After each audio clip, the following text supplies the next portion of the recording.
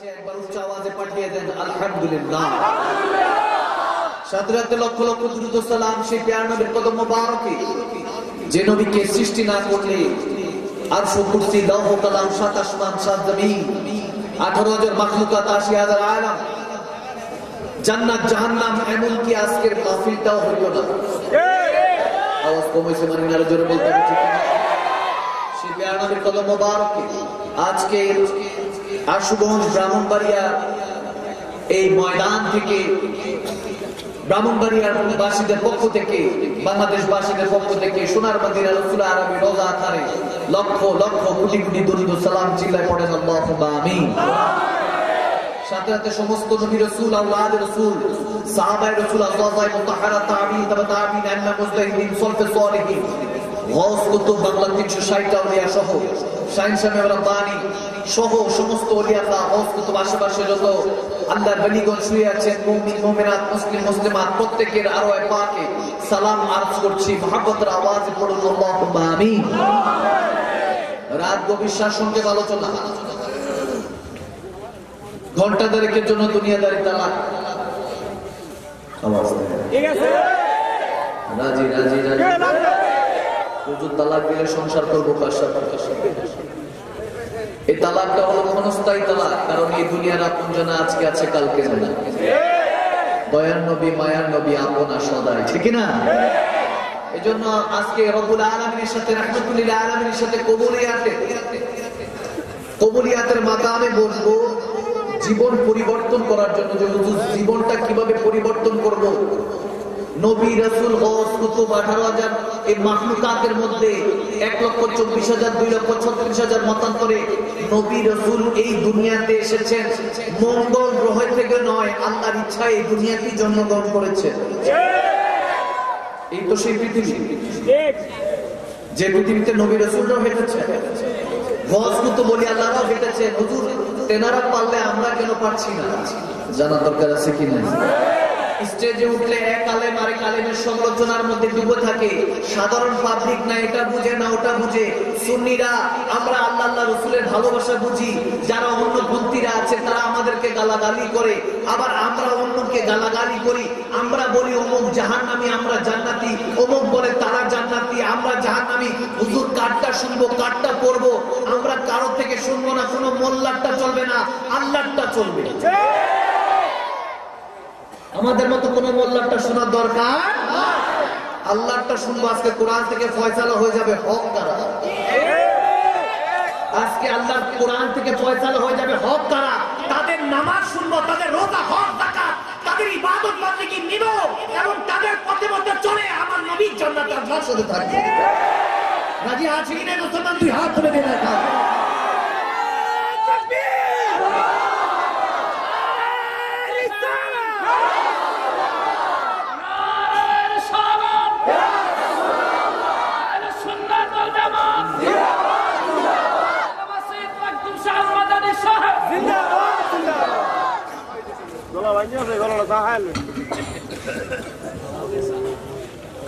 একবার উচ্চ আওয়াজে বলে আলহামদুলিল্লাহ।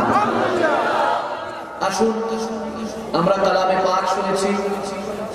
আমার এসে মাইকটা ধরার কথা ছিল 10:30টায়। আমি খুব পাঞ্চুয়াল, টাইমের মধ্যে আমি খুব পাঞ্চুয়াল। আমি টাইম মেইনটেইন করার সর্বোচ্চ চেষ্টা করি, কারণ সময়টা হলো আল্লাহর দরবারে এটা হিসাব দিতে হবে, ঠিক না? আমরা সময়ের যদি নির্ধারণ ঠিক না রাখি তাহলে আল্লাহর কাছে কি হিসাব দিব, বান্দাকে কি শিখাবো?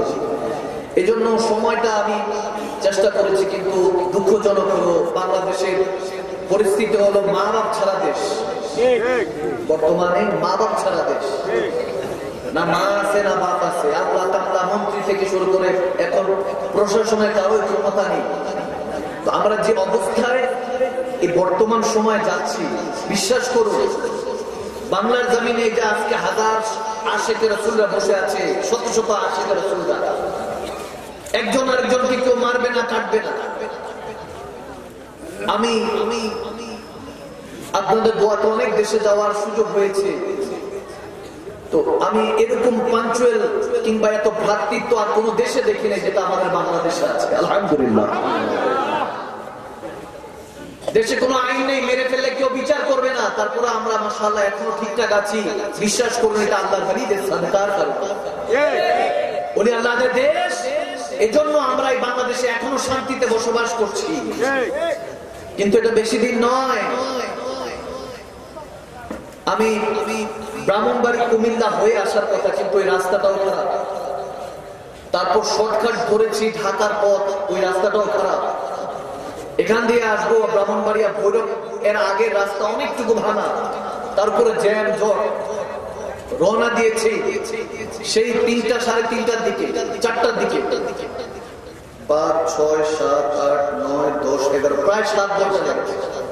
তবে এদিকে আসতে যদি ব্রাহ্মণবাড়িয়ার কুমিল্লা দিয়ে যদি ক্যান্টনমেন্ট দিয়ে আসি, তাহলে সর্বোচ্চ 3 থেকে 3.5 ঘন্টা, 4 ঘন্টা।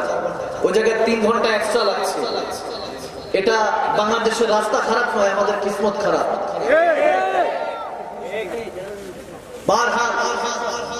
আমি যেটা বলছিলাম, শেষ পর্যন্ত ঘন্টা 1.5 পর্যন্ত বসা যাবে তো ইনশাআল্লাহ। আমি আজকে সফলতার বিষয়ে কথা বলবো। সফলতা, কারণ এই জিনিসটা না থাকলে, আপনার কাছে পিএইচডি ডিগ্রি হোল্ডার, আপনার কাছে সার্টিফিকেট থাকলেও এই সমাজ যার পকেটের মধ্যে ফুলুস নেই, মাল নেই, তাকে বেকার বলে গালি দেয়।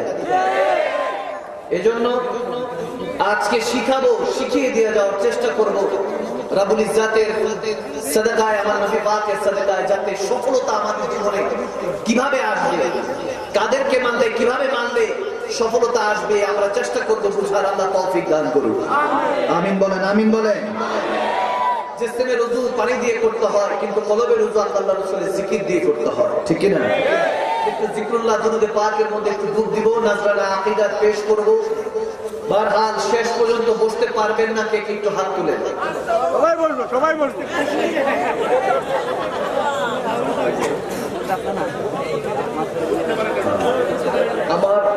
আমার ওয়াজের ধরনটা একটু ব্যতিক্রম। আমি আগে যখন পড়াতে বসি, আগে প্রত্যেকটি স্টুডেন্টের দিকে খেয়াল করি, কারণ আজকে আমি শিক্ষক, আপনারা ছাত্র। আজকে উলামায়ে কেরামরা হলেন শায়খে তরিকত, আর উই আর স্টুডেন্টস, অর্থাৎ আমরা হলাম তলাবে ইলম, জ্ঞান পিপাসু, ঠিক না? মনোযোগী হতে হবে, কনসেন্ট্রেট। মনোযোগ যত বেশি থাকবে, বিবেকের মধ্যে, জ্ঞানের মধ্যে বরকতটা বাড়িয়ে দিবে কে? আল্লাহ। এজন্য মনোযোগ থাকতে হবে। আপনার উদ্দেশ্যেই বলছি, হ্যাঁ আপনার পরিবর্তনটা, এখানে অনেক বৃদ্ধ ভাই বাবাদেরকেও দেখছি, 60 বছর 70 বছর হয়ে গেল, তার 25, কারো 18। একবার বুক দূরে বলতে পারবেন না, হুজুর 2 কাঁধের ফেরেশতা দেখেছি। আজও দেখেন না 2 কাঁধের ফেরেশতা, আশরাফুল মাখলুকাত আপনি। আপনাকে হিন্দু বললে আপনি কষ্ট পাবেন। মুসলমান হয়ে 2 কাঁধের ফেরেশতা দেখেন নাই, তাহলে মুমিন হবে কবে? নবীকে দেখবেন, আল্লাহকে দেখতে হবে। আওয়াজ ঠিক না? এজন্য আজকে ঈমানকে তাজা করতে হবে। রব্বুল আলামিনের নবী পাকের সাদকায়ে আহলে বায়তের সাদকা কবুল করুক, আমিন বলে। জিকরুল্লাহ দুধে পাকে দুধ দিব। আমি সব মাফির একটা পরীক্ষা নেই যে দেখি মনোযোগটা কার আছে। মাশাআল্লাহ সবাই হাত তুলে দিয়েছেন, ইজ্জত মহব্বত নিয়ে ফেল করছে। একটা সুযোগ চলে গিয়েছে, বাকি সুযোগ রয়েছে কয়টা? আওয়াজ আসে না? কয়টা? আরো জোরে, কয়টা? এই 2টা যতক্ষণ সুযোগ আছে ততক্ষণ মাহফিল চলবে। এরপর যদি দেখি আপনাদের মনোযোগ এদিক সেদিক, এখন আর ভালো লাগছে না, হুজুর কোরবানিশ ডাকে, ফ্যান ডাকে, আরামায়েশের রুম ডাকছে, তাহলে আমি ওখানে আস্তালা বিস্তালা, আল্লাহ হাফেজ, খোদা হাফেজ, মাহফিল শেষ করে দিব। কমিটিকে বলবো তাবারক থাকলে নিয়ে আসেন এখানে, আল্লাহ হাফেজ। আর যদি মনোযোগ থাকে তাহলে ফজর চলবে, চলবে, চলবে ইনশাআল্লাহ। কে কে ফজর পর্যন্ত যদি আল্লাহ কবুল করে, আল্লাহ কবুল করুক, আমিন বলে। আবার পাপ করতি না তো বাবা? আচ্ছা ঠিক আছে, আল্লাহ কবুল করুক, আমিন বলে। ইনশাআল্লাহ আসুন জিকরুল্লাহ দুরূদে পাকে একসাথে নাজরানা আকীদা পেশ করি, কলবকে খানায়ে কাবা মদিনাতুল মুনাওয়ারার মতো পুত পবিত্র করি। একসাথে জিকরুল্লাহর মধ্যে দুরূদে পাকে দরুদ দেন। আল্লাহ আল্লাহ আল্লাহু লা ইলাহা ইল্লাল্লাহ, জোরে আল্লাহ আল্লাহ আল্লাহু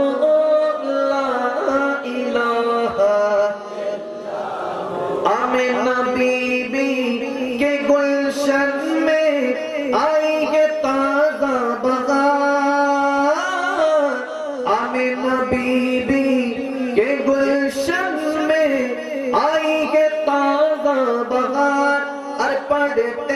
صلى عليك وصلى आज दरूदी नबी जे अल्लाह अल्लाह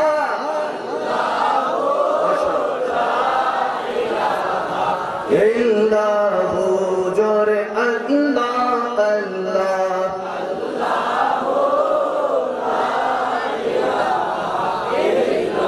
जिब्रील आए झूला झूलाने लोरी दे दिशान जिब्रील आए झूला झूलाने लोरी दे दिशान अरे सो जा रहमत आलम नबियों की सुल्तान नबी जी अल्लाह अल्लाह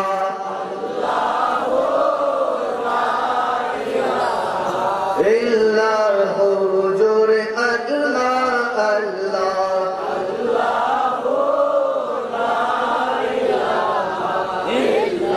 ओ सुबह बदा में طلعته والليل ضجع من وقرته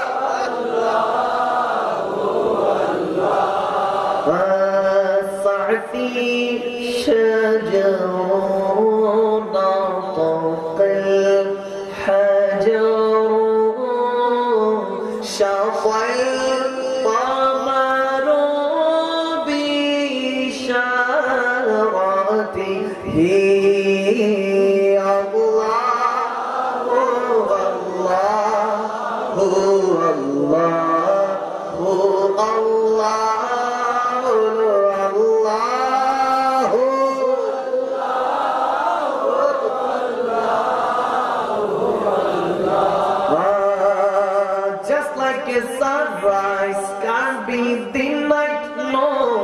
Just like your river will find the sea. Oh Allah, you're here and you're honest that I don't know without a doubt. With all the prayer, सच की राह पे चला करो, दुख न किसी को दिया करो. और जो दुनिया का मालिक है बस ना उसी का दिया करो. अल्लाह ही अल्लाह. ठीक है ना, ठीक है ना. যারে আপন ভাবছো তুমি সে তো আপন নয়. আপন তোমার রব্বে কারীম খুঁজো তার পরিচয়. ঠিক না. মান আরাফা নাফসাহু ফাকাদ আরাফা রাব্বাহু. কর লাগিয়া এত কিছু গড়ছো সাধের দুনিয়া. দু চোখ বন্ধ হইলে পরে যাবে তোমায় ভুলিয়া. আওয়াজ কমেছে মানে না, জোরে বলতে হবে. পাপের ভাগী কেউ হবে না, করো রবকে ভয়. নত শিরে সিজদা করে ঈমান করো সঞ্চয়. ঠিক না. আকিমুস সালাত যিকরি হও খোদার ফনা. কার লাগিয়া এত কিছু গড়ছো সাধের দুনিয়া. দু চোখ বন্ধ হইলে পরে যাবে তোমায় ভুলিয়া. কবরেতে কেউ যাবে না, যাবে যে একা. ইশকে রাসূল নিয়ে গেলে পাবে নবীর দেখা. মিল্লাতে দেখবে নবীর ফানা কার লাগিয়া এত কিছু গড়ছো স্বপ্নের দুনিয়া দু চোখ বন্ধ হইলে পরে যাবে তোমায় ভুলিয়া দু চোখ বন্ধ হইলে পরে যাবে তোমায় ভুলিয়া আল্লাহুম্মা সাল্লি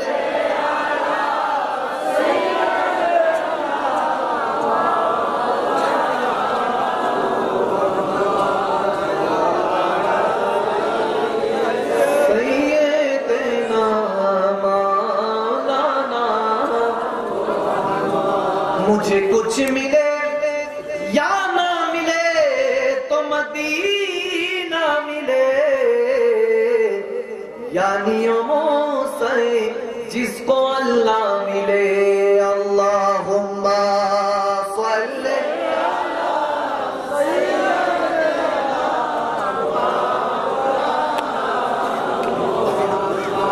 वादा आले सैयदना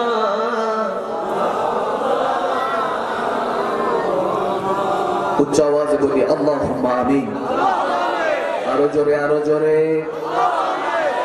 জিকির করেছি দুরূদ পড়েছি বরকত দিবে কে আল্লাহ আরো জোরে বলেন কে আল্লাহ এই দুনিয়াতে আমরা শিখতে এসেছি থাকতে নয়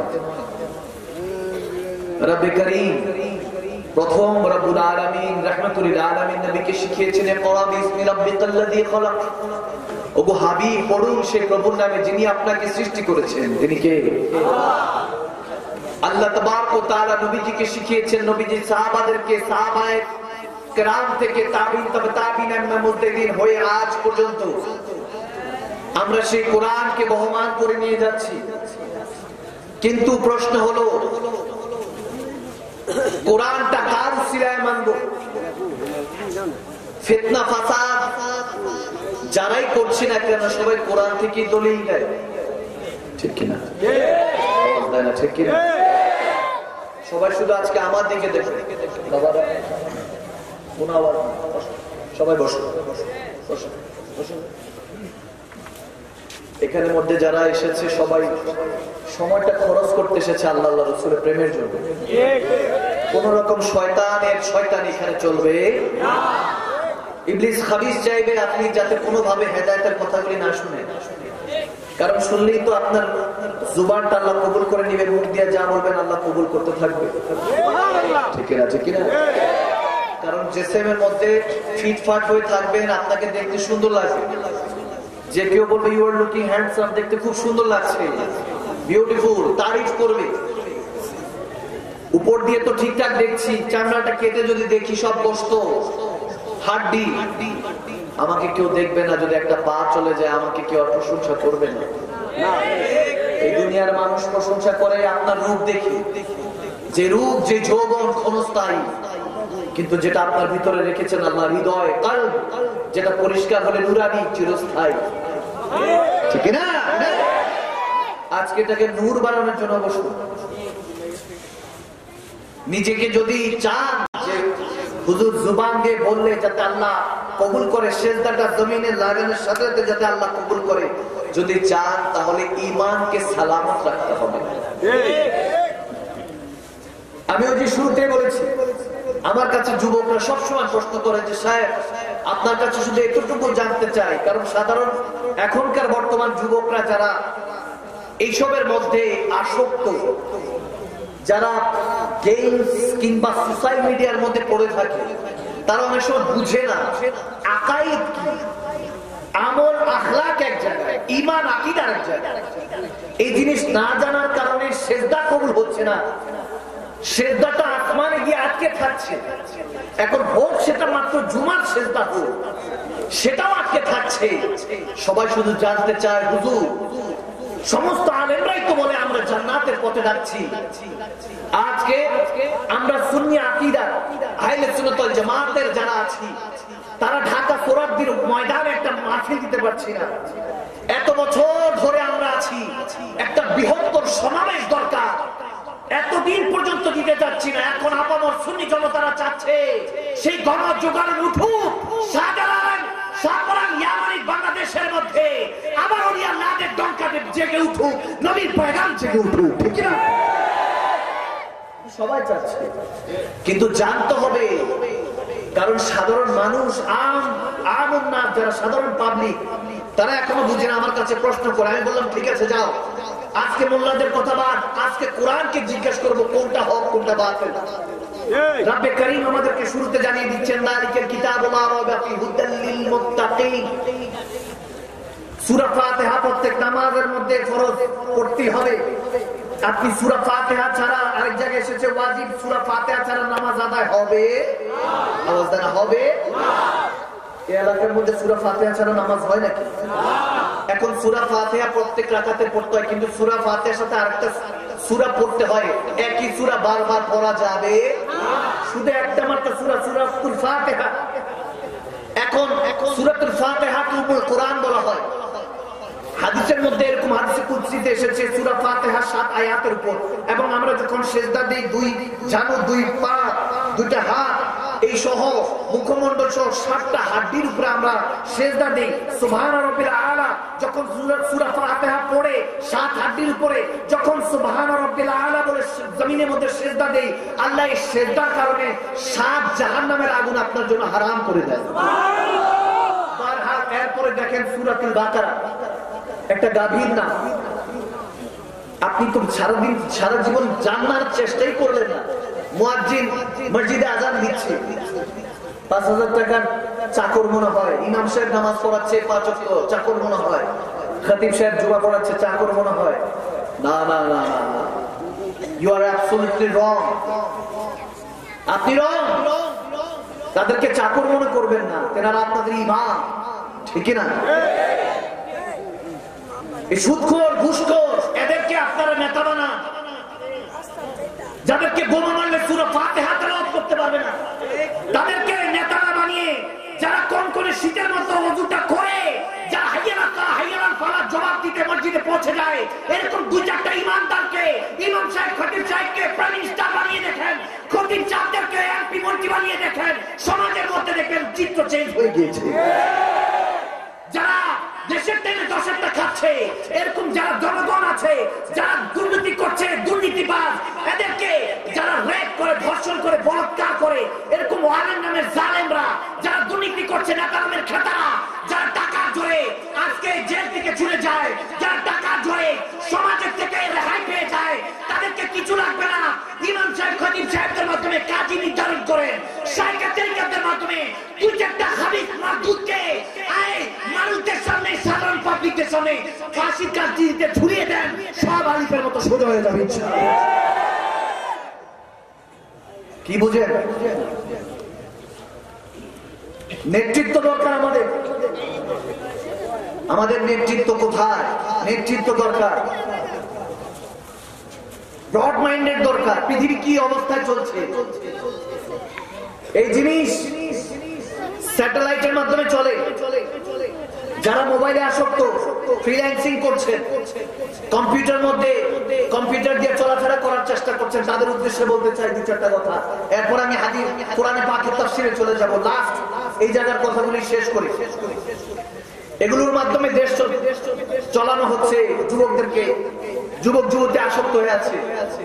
একটাবার মনে রাখেন, নাসা থেকে শুরু করে সব ইহুদি নাসারাদের, এরা যদি স্যাটেলাইট অফ করে দেয়, এই জিনিস অকেজ হয়ে পড়বে। আপনার মূল্যবান লাখ টাকার জিনিস মূল্যবান অমূল্য হয়ে যাবে। যারা কম্পিউটারের মধ্যে পড়ে আছেন, মোবাইলের মধ্যে পড়ে আছেন, এগুলো থেকে বের হয়ে সত্যি করে বলছি, ক্ষেত খামারে কাজ করেন, অনেক কাজে দিবে, অনেক কাজে দিবে। আমাদের বাপ দাদারা আমাদের আগে ওগুলো করেই চলেছে। আমরা বেশি আপডেট হতে গিয়ে ব্যাকডেটেড হয়ে যাচ্ছি। যেটা বলছিলাম, এবার খুব গভীর মনোযোগে এই জায়গায় রাখুন। কোরআনকে জিজ্ঞেস করলাম, কোরআন তোমার কাছেই তো দলিল দেয়, তোমাকে দিয়ে দলিল দেয়। কেউ কেউ বলে আমার নবীর ক্ষেত্রে বলে, আল্লাহ তাবারক ওয়া তাআলার ক্ষেত্রে বলে। যেমন আমরা কোরআনের মধ্যে এসেছে, ইন্নাল্লাযীনা ইউবাইউনাকা ইন্নামা ইউবাইউনাল্লাহ ইয়াদুল্লাহি ফাওকা আইদিহিম। উলামায়ে কেরামরা বসা, এই জন্য আমি একটু তাফসীর করব, খেয়াল করবেন। কোরআনের মধ্যেই আছে আল্লাহ তাবারক ওয়া তাআলা বলতেছেন নবীর হাতে বায়াত হলে আমি আল্লাহর হাতে বায়াত হয়ে গিয়েছি। সুবহানাল্লাহ। ইয়াদুল্লাহি ফাওকা আইদিহিম, ইয়াদুল্লাহ মানে আল্লাহর হাত। আল্লাহ বলতেছেন যারা নবীর দামানে চলে এসেছো তোমাদের টেনশন নেই, ইহকাল পরকালে আমি আল্লাহ হাত দিয়ে প্রোটেক্ট করব। সুবহানাল্লাহ। বললাম আল্লাহ কথাটা শুনে তো ভালো লাগলো, মালিক কথাটা শুনে ভালো লাগলো, কিন্তু আল্লাহ তোমার তো হাত নাই, কারণ হাত মারলে বাজু, বাজু মারলে দেহ, দেহ মারলে পেট, একটা মানুষ চলে আসতেছে। লাম ইয়ালিদ ওয়া লাম ইউলাদ, তুমি তো কাউকে জন্ম দাও নাই, কারো থেকে জন্ম নাও নাই, তোমার তো হাত পাও থাকতে পারে না, কিন্তু আল্লাহ তুমি বলতেছো ইয়াদুল্লাহি ফাওকা আইদিহিম, ইয়াদ মানে তো হাত, তোমার হাত দিয়ে বান্দাকে প্রোটেক্ট করবা। তখন আল্লাহ বলতেছে হ্যাঁ তোমাকে ভালো মতো বুঝতে হবে। দেখেন একই কোরআনের মধ্যে আমরা বলতেছি হ্যাঁ আমার নবীর ক্ষেত্রে অনেকে বলতেছে যে আনা বাশারুম মিসলুকুম কুল ইন্নামা আনা বাশারুম মিসলুকুম, আমার নবী তো সকলের মতোই মাটি মাংসে গড়া মানুষ, নাউজুবিল্লাহ, আমার আপনার মতোই দোষ গুণে ভরা, নাউজুবিল্লাহ, এরকম কোরআন থেকে তারা দলিল দিচ্ছে। আবার একই কোরআনের মধ্যে আছে কাদ জাআকুম মিনাল্লাহি নূরুন ওয়া কিতাবুম মুবিন, আমার আল্লাহ আমার নবীকে নূর বানিয়েছে। সুবহানাল্লাহ। একই কোরআনে আছে, এক কোরআন। তুমি আমাদেরকে দ্বিধাদ্বন্দ্বে কেন ফেলছো? তারাও কোরআন থেকে দলিল দিচ্ছে, আমরাও দিচ্ছি, আমাদেরকে এক কাতার আনো। কোরআন বলতেছে জানি আপনারা যে গোমরাহ করবেন, ওমরা করে যে গোমরাহ হবেন আমার জানা আছে। এজন্য কোরআন শুরুতে আমাদেরকে বাকারা সূরাতে ডিক্লেয়ার দিয়ে দিচ্ছে যালিকাল কিতাব লা রাইবা ফি হুদাল লিল মুত্তাকিন, এই কোরআনের মধ্যে কোন রকম সন্দেহ তালাশ করিস না, একমাত্র হুদাল লিল মুত্তাকিন, মুত্তাকিন বান্দাদের জন্য হেদায়েতের পথ এই কোরআন। এখন জিজ্ঞাসা করলাম যদি মুত্তাকিন বান্দাদের জন্য এই কোরআন হেদায়েতের পথ হয়, একই কোরআনের মধ্যে এত রকম কনফিউশন কেন, এত রকম বিতর্ক কেন? এই হুজুর এটা বলেন, এই শায়েখ এটা বলেন, আমরা মানব কোনটা? কোরআন বলতেছে হুদাল লিল মুত্তাকিন, মুত্তাকিনদের জন্য তোমাদেরকে এই কোরআন পাঠানো হয়েছে, সাধারণ মানুষের জন্য নয়। এখন জিজ্ঞেস করলাম কোরআনের মধ্যে তাহলে এত কনফিউশন কেন? তখন আলেমে দ্বীনরা আমাদেরকে জানাচ্ছেন কোরআনের মধ্যে, কোরআনে পাকের মধ্যে আয়াতে মুহকামাত, মুতাশাবিহাত, মুকাত্তা কিছু হরফিয়াত আছে, যেমন আলিফ লাম মিম ইয়াসিন তাহা, যেগুলোর অর্থ আমরা জানি না, আল্লাহু রাসূল আলাম, আল্লাহ রাসূল ভালো জানেন, এটাই বলি। তখন জিজ্ঞেস করলাম এই কোরআনের মধ্যে এত রকম আয়াত কেন? বলে তিন ধরনের আয়াত আছে যেগুলো নিয়ে আকীদা একজন বানিয়েছেন, আকীদা ঈমান বানানো যাবে না। যেমন আল্লাহর হাত বলতে পারবে না, বলবো আল্লাহর হেফাজত। যখন মানুষকে নবীর সাথে তুলনা হবে মানুষ মনে করবে না, তবে নবীর মতো নবী হলেন বাশার, আফজালে বাশার, সমস্ত মানুষ থেকে উত্তম, তবে মানুষের পোশাক পরেছে, তিনি নূর আলা নূর, তেনাকে মানুষ মনে করো না। এখন কোরআনকে জিজ্ঞেস করলাম এ কোরআন তুমি তো সে কোরআন যে কোরআন পড়ে আবু বকর সিদ্দিক, সিদ্দিক আকবর হয়েছে। এ কোরআন তুমি তো সে কোরআন যে কোরআন পড়ে হযরত ওমর ইবনুল খাত্তাব ফারুক আযম হয়েছে। এ কোরআন তুমি তো সে কোরআন যে কোরআন পড়ে ওসমান গনি যুননুরান হয়েছে। এ কোরআন তুমি তো সেই কোরআন যে কোরআন পড়ে মাওলানা আলী হায়দার কাররার হয়েছে। এ কোরআন তুমি তো সেই কোরআন যে কোরআন পড়ে হাসান হোসেন এই জান দিয়ে এই কোরআনে রক্ষা করেছে। জিজ্ঞেস করলাম এই কোরআন পড়ে তারা সাহাবী রাসূল হয়েছে, ওলি আল্লাহ গওস হয়েছে, আমরা কেন আজকে আলাদা আলাদা হচ্ছি? কোরআন পড়ে আলাদা কেন? কোরআন আমাকে জিজ্ঞেস করছে, বলতেছে বুঝোস নাই হুদাল্লিল মুত্তাকিন, মুত্তাকিন বান্দাদের কাছে যেতে হবে। মুত্তাকিন বামানা মুমিনিন, মুমিনিন বামানা আউলিয়া কামিলিন। মুত্তাকিন তারা যারা হলো নবী প্রেমিক, নবী প্রেমিক তারাই হলো ওলিয়াল্লাহ। আলা ইন্না ওলিয়াল্লাহ লা খাউফুন আলাইহিম ওয়া লা হুম ইয়াহজানুন, তাদের অতীতের কোনো গুনার ভয় নেই, ভবিষ্যতের জাহান্নামের ভয় নেই। তারা একজন তেনাদের উসিলায় আল্লাহ জান্নাতে গুনাহগার বান্দাদেরকে পার করতে থাকবে, পার করতে থাকবে। জিজ্ঞেস করছি এক কোরআন ওলিয়াল্লাহদের উসিলায়, তখন বুঝতে পারলাম হ্যাঁ ওলিয়াল্লাহদের কাছে গিয়ে কোরআন বুঝতে হবে। যার কাছে ফেসবুক ইউটিউবের মাধ্যমে আমি কোরআন বুঝবো না, এখন ওলিয়াল্লাহদের কাছে যাব। ওলিয়াল্লাহদের কাছে গেলাম, ইয়া সরকার গৌসুল আজম দস্তগীর আব্দুল কাদের জিলানী, ইয়া খাজা গরিব নওয়াজ, বদ্দিন আকবন্দি মুজাদ্দাদ আল ফিসানি আবেদ শর্মাদানি, আপনারাই বলেন, আপনারাই তো কোরআনের প্যাকারা, আপনাদেরকে মুত্তাকিন বলা হয়েছে, আপনারা বলেন কোরআন কিভাবে বুঝবো? তখন বলতেছে আল্লাহর ওলিরা, হ্যাঁ বান্দা আগে যালিকাল কিতাব বুঝো, আগে কিতাব বুঝো, তবে লা রাইবা ফি, কোন রকম ইসলামের মধ্যে কোরআনের মধ্যে সন্দেহ থাকবে না। হুদাল্লিল মুত্তাকিন তখন বুঝতে পারবা। যখন যালিকাল কিতাবের দিকে খেয়াল করলাম, এটা সেই কিতাব, আল্লাহ যখন বলতেছে এটা সেই কিতাব, আল্লাহ এটা কোন কিতাব? এই কিতাব যখন আল্লাহ নবীর উপরে নাযিল হয়েছে, ইকরা বিসমি রাব্বিকাল্লাযী খালাক, যখন তা ওই কোরআনে পাক আয়াতগুলি নাযিল হচ্ছে লওহে মাহফুজ থেকে, তখন জমিনের মধ্যে জিবরিল আমিন নিয়ে আসতেছে, নবী বলতেছে এটা হলো কোরআনের আয়াত, এটা হলো কোরআনের আয়াত। সাহাবায়ে রাসূলুল্লাহ তো সবাই আরবি জানতেন, তারপরও আমার নবী বলতেন হ্যাঁ এটা কোরআনের আয়াত। তখন কেউ কেউ মুখস্থ করতেন, কেউ কলা গাছ পাতায় লিখে রাখতেন, কেউ চামড়ার মধ্যে, কেউ পাথরের মধ্যে। এটা তো বিক্ষিপ্ত। আমি যদি বলি, হ্যাঁ বান্দারা, এই ব্রাহ্মণবাড়িয়া আশুরগঞ্জের মানুষরা, এটা কি কোনো কিতাব? আপনি বলবেন না না হুজুর, এটা তো টিস্যু পেপার, এটা তো একটা পেপার। তবে যদি এরকম এটার মধ্যে অনেক লেখা রাখি, লিখে যদি এরকম 200টা পৃষ্ঠা একসাথে করি, তখন আপনারা বলবেন হ্যাঁ হুজুর, এটা একটা কিতাব হতে পারে, বই হতে পারে, বুক হতে পারে। এর আগে তো এটাকে আপনি কিতাব মানবেন না, বিক্ষিপ্ত অবস্থায় আছে। এটা তো কিতাব না, এটা তো বই না। জিজ্ঞেস করলাম এটা কিভাবে হলো, তখন জানতে পারলাম আবু বকর সিদ্দিকের হুকুমে আমার নবীর ইন্তেকালের পর্দার পরে, আমার নবীর 50 বছর 50 ইয়ার্স লেটার, 50 বছর পরে আবু বকর সিদ্দিকের হুকুমে ওসমানী গানি কোরআনকে একত্রিত করে একটা মূল আকার ধারণ করেছেন, তারপর চারটা বানিয়ে পৃথিবীর মধ্যে ছড়িয়ে দিয়েছেন। এর আগে কিতাব ছিল না, ছিল না, ছিল না। কিতাব ছিল, কিন্তু যখন গর্তে পাকের কাছে বললাম ইয়া শাইখে তরিকা, কোরআন তো ছিল না, তাহলে আল্লাহ কার দিকে ইঙ্গিত করে বলতেছে যালিকাল কিতাব, এটা সেই কিতাব লা রাইবা ফি, যে কিতাবে কোনো সন্দেহ নাই, হুদাল লিল মুত্তাকিন, শুধু মুত্তাকিনদের জন্য হেদায়েতের পথ। আল্লাহর ওলিদেরকে বললাম আপনারা বলেন তাহলে যালিকাল কিতাব কোনটা?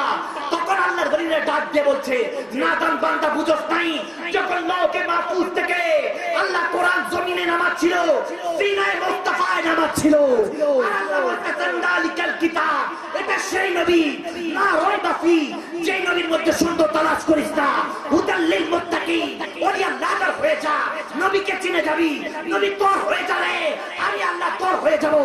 আকিমুস সালাতা লিযিকরি, তখন সেজদা দিবি, সমস্ত পর্দা সরে যাবে, আমি রব্বুল আলামিন তোর সামনে থাকব। সুবহানাল্লাহ।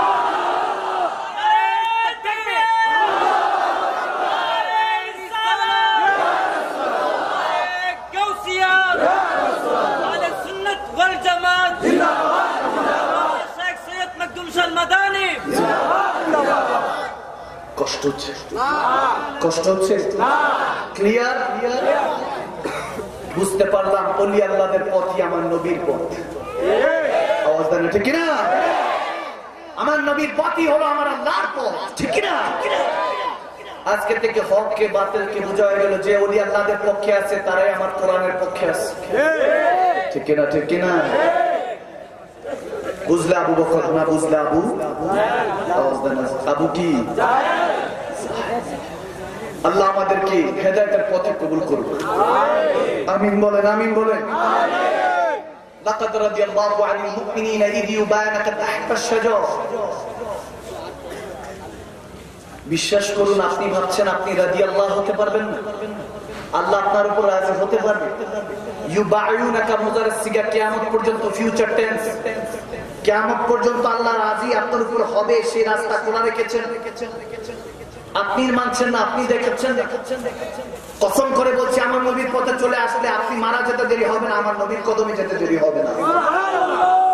আল্লাহ বলতেছেন কিয়ামতের আগ পর্যন্ত নবী গো, আপনার পথে মতে যে থাকবে সে আমি আল্লাহর পথে মতে থাকবে। সুবহানাল্লাহ।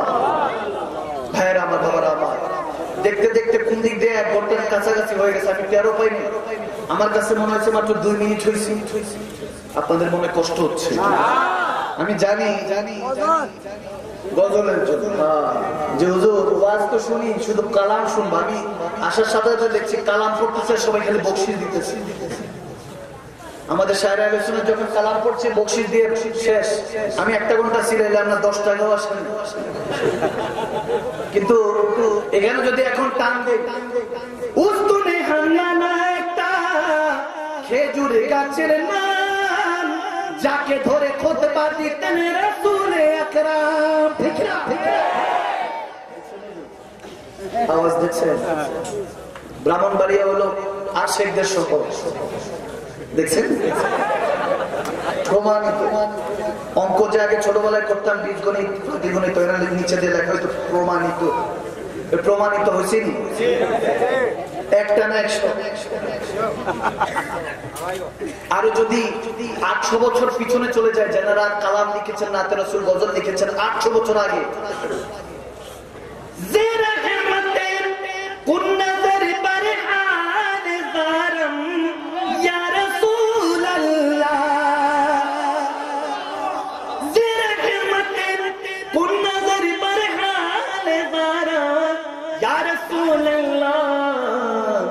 गरीब में बेनवाया में खाक के सारम या रसूलल्लाह সুবহানাল্লাহ।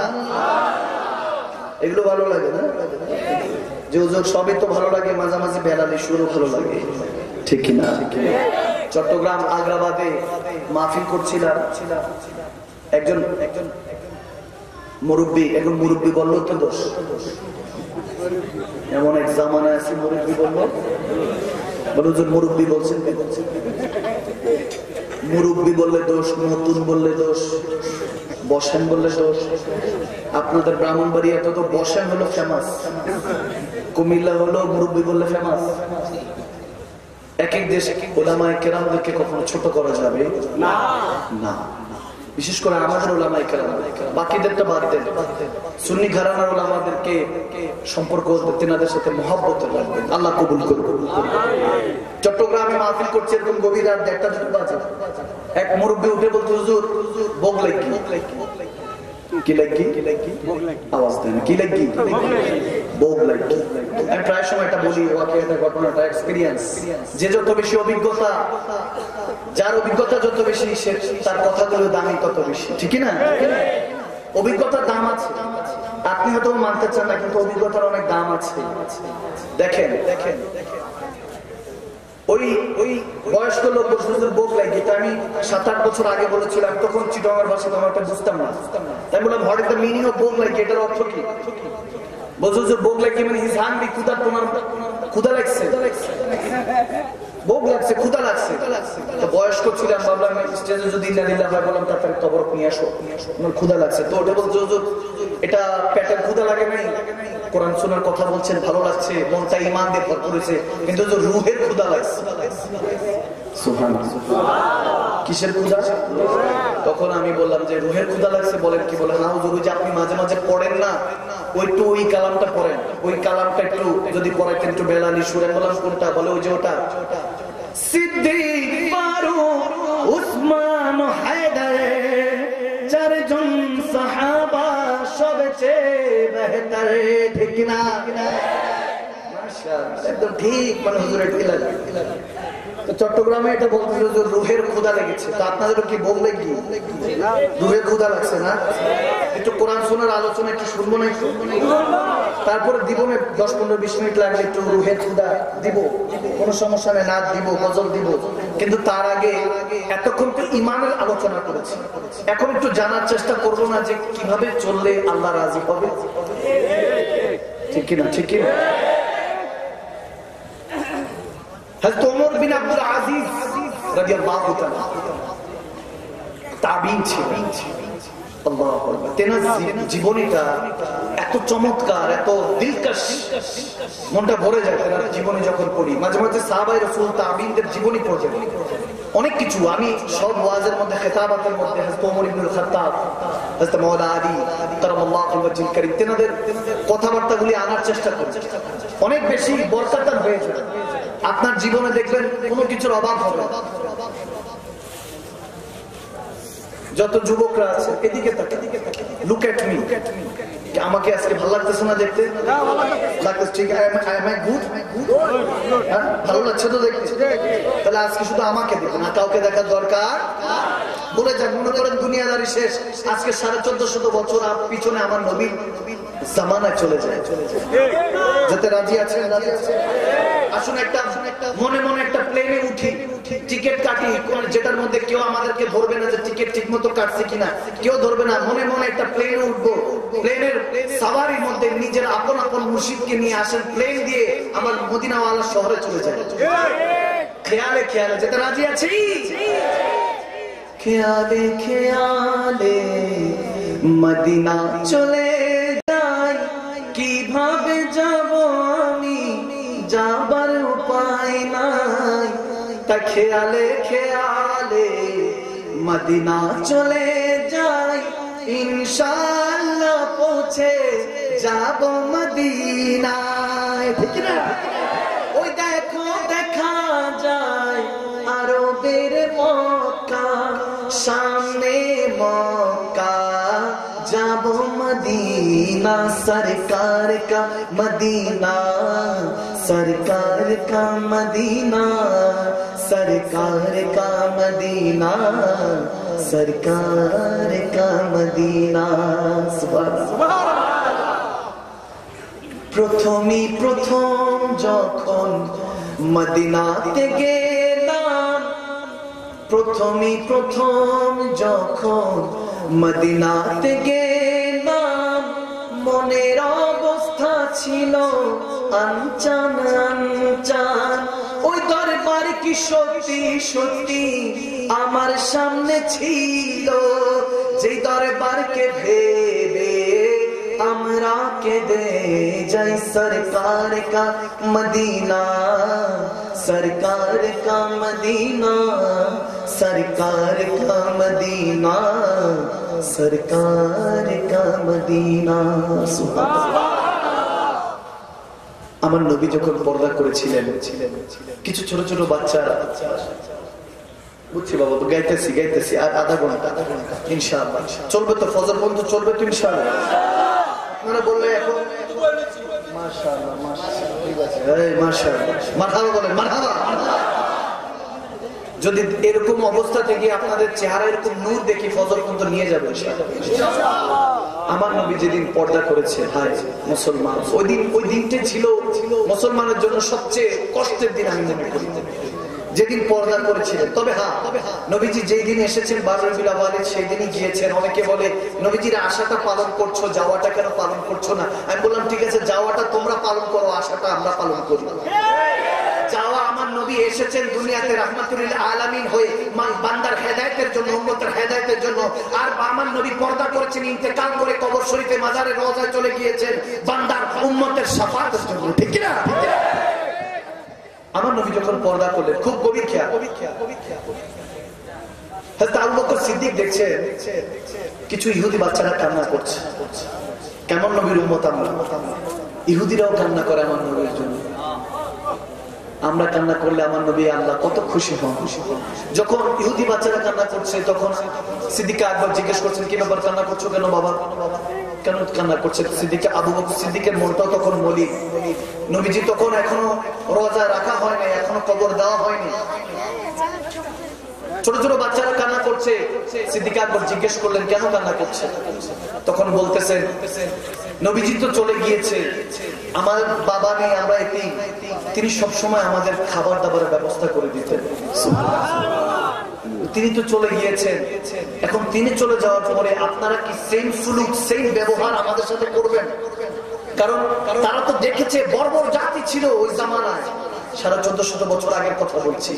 ওই জামানায় দুই যুবক যদি একসাথে দাঁড়িয়ে থাকতো, বলতো আয় তো দেখি। কেউ যদি প্রেগনেন্ট মহিলা, গর্ভবতী মহিলার সামনে দিয়ে যেত, বলতো যে পেটে মেয়ে না ছেলে, দুজন বাজি ধরতো। বাজি ধরার পর এক পর্যায়ে ওই মেয়েকে ধরে জোর করে পেট কেটে দেখতো যে ছেলে না মেয়ে। নাউজুবিল্লাহ।